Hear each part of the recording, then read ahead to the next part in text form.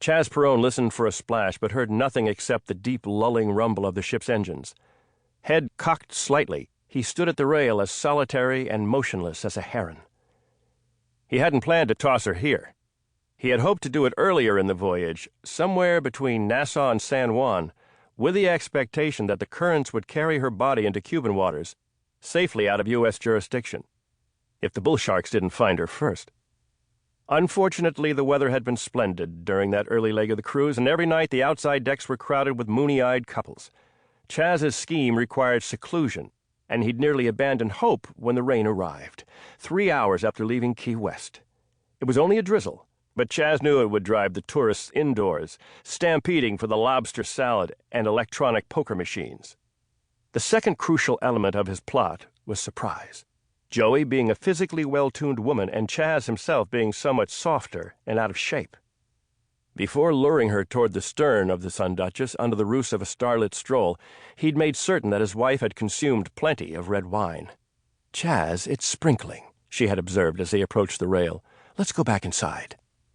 From a pocket of his blue blazer, Chaz had surreptitiously removed the key to their stateroom and let it fall to the polished planks at his feet.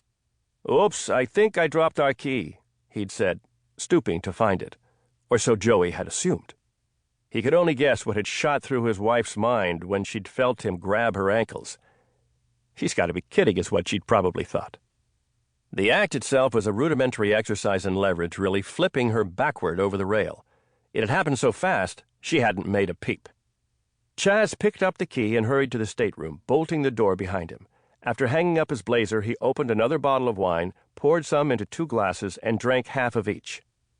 Joey's suitcase lay open for repacking, and Chaz moved it from the bed to the floor. He splayed his own travel bag and went foraging for an antacid. Beneath a stack of neatly folded boxers, Joey was a champion packer, he had to admit, Chaz came upon a box wrapped in tartan-style gift paper with green ribbon. Inside the box was a gorgeous set of leather golf club covers that were embossed with his initials, CRP. There was also a card, "Happy 2nd Anniversary. Love always, Joey." Admiring the silken calfskin sheaths, Chaz felt a knot of remorse in his gut. It passed momentarily, like acid reflux. His wife had class, no doubt about it. If she only hadn't been so damn observant. In exactly 6 hours, he would report her missing. Chaz stripped to his underwear and lobbed his clothes in a corner. Then Charles Regis Perrone set his alarm clock, laid his head on the pillow, and went to sleep. The Gulf Stream carried Joey northward at almost 4 knots. She knew she'd have to swim harder if she didn't want to end up bloated and rotting on some sandbar in North Carolina. But Lord, she was tired. To take her mind off dying, Joey composed a mental list of the things that Chaz didn't like about her. 1. She tended to overcook fowl, particularly chicken, due to a lifelong fear of salmonella. 2. The facial moisturizing cream that she applied at night smelled vaguely like insecticide. 3. Sometimes she dozed off during hockey games, even the playoffs. Come on, Joey thought. A guy doesn't suddenly decide to murder his wife just because she serves a chewy Cornish hen. Maybe it's another woman, she thought.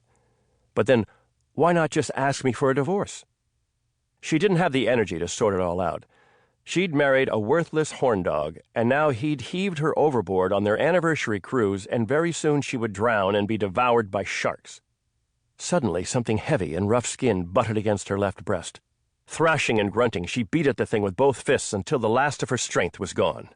Then the screen in her head went blank. At heart, Chaz Perrone was irrefutably a cheat and a maggot, but he had always shunned violence as dutifully as a Quaker elder. Nobody who knew him, including his few friends, would have imagined him capable of homicide. Chaz himself was somewhat amazed that he'd gone through with it. When the alarm clock went off, he awoke with the notion that he'd imagined the whole scene. Then he rolled over and saw that Joey's side of the bed was empty. Through the porthole, he spied the jetties that marked the entrance of Port Everglades, and he knew he wasn't dreaming. He had definitely killed his wife. Chaz was dazzled by his own composure. He reached for the phone, made the call he had been practicing, and prepared himself for what was to come. He gargled lightly, but otherwise made no attempt at personal grooming, dishevelment being expected of a frantic husband. Soon after the Sun Duchess docked, the interviews commenced. First to arrive was the ship's solicitous security chief, then a pair of baby-faced Coast Guard officers, and finally a dyspeptic Broward County Sheriff's detective. Meanwhile, the Sun Duchess was being combed from bow to stern, presumably to rule out the embarrassing possibility that Mrs. Perrone was shacking up with another passenger, or worse, a crew member. "Exactly what time did your wife leave the stateroom?" the detective asked. 3:30 in the morning, Chaz said. The specificity of the lie was important to ensure that the rescue operation would focus on the wrong swatch of ocean. The ship's location at 3:30 a.m. would have been approximately 70 miles north of the spot where he'd tumbled his wife overboard. "And you say she was going to scope out the moon?" the detective asked. "That's what she told me." Chaz had been rubbing his eyes to keep them red and bleary, as befitting a hungover, anxiety-stricken spouse. "I must have nodded off. When I woke up, the sun was rising and the ship was pulling into port and Joey still wasn't back.